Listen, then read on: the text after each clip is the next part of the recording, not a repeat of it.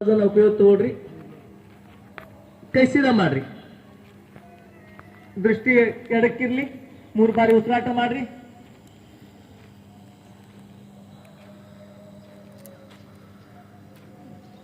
ತೀನ್ ಚಾರ್, ಮತ್ತೆ ಉಲ್ಟಾ. ಸೊಂಟದ ಬಜ್ಜ ಕರಗತ್ತ, ಸೊಂಟದ ನೋವು ನಿವಾರಣೆ ಆಗತ್ತ, ಬೆನ್ನು ಮುಳ್ಳಿ ನೀರಾಗತ್ತ.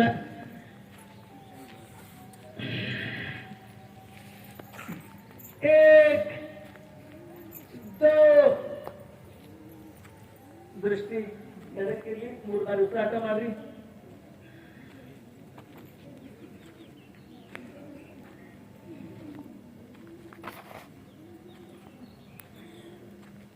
तीन चार, विश्राम.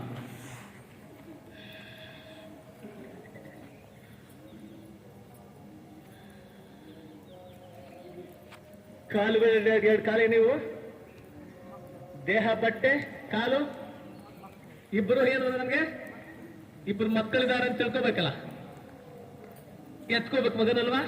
ಈ ಕಡೆ ಕೇಳ್ತಾ, ಸರ್ವರೋಗ ಮಲವಶಃ ಲಂಘನಂ ಪರಮೌಷಧಂ. ಉಪವಾಸವೇ ಶ್ರೇಷ್ಠವಾಸದ ಔಷಧ ಅನ್ನೋ ಮಾತನ್ನ ವಾಗ್ಭಟ ಮಹರ್ಷಿ ಹೇಳ್ತಾರೆ. ನೋಡೋಣ ಈಗ ಗ್ಯಾಸ್ಟ್ರಿಕ್ ಅಂದ್ರೆ ಏನು, ಯಾಕಾಗತ್ತ ಅದ ಚಿಂತನೆ ಮಾಡೋಣ.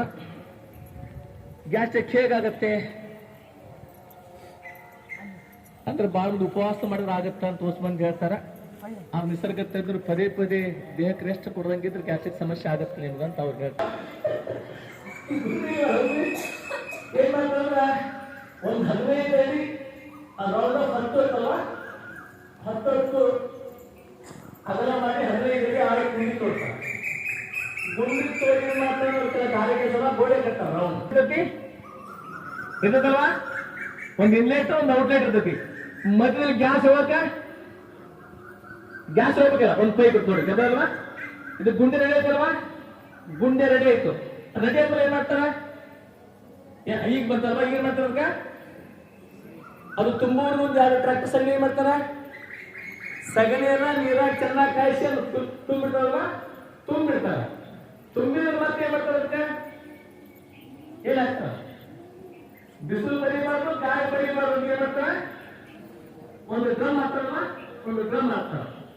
ಇದು ಗೋಬರ್ ಗ್ಯಾಸ್ ಗುಂಡಿ ರೆಡಿ ಆಯ್ತಲ್ಲ, ಗೋಬರ್ ಗುಂಡಿ ರೆಡಿ ಆಯ್ತದ. ಅದು ಗ್ಯಾಸ್ ಉತ್ಪತ್ತಿ ಆಗಲಿಲ್ಲ, ಇಲ್ಲಿ ಹಾಕಿದ್ರೆ ಏನಂತ ಔಟ್ಲೆಟ್ ಬಂದು ಗ್ಯಾಸ್ ಅಂತ ಹೋಗ್ತಾನೆ ಒಳಗಡೆ ಬಂತಲ್ಲ. ಏನಂತ ಆ ಡಮ್ಮು ಒಳಗಡೆ ಬಂತು, ಅವ್ರಿಗೆ ಗುಂಡಿ ಬಂತಲ್ಲ. ಅದು ಈ ಕಡೆ ಸಿಲಿಂಡರ್ ಗ್ಯಾಸ್ ಹಾಕಿದ್ರೆ ಗುಂಡಿಗೆ ಬಂತು. ಸರಿ, ಗುಂಡಿಗೆ ಬಂದ್ರೆ ಏನ್ ಮಾಡುತ್ತಾ, ಅಚ್ಚುಕಟ್ಟಾಗಿ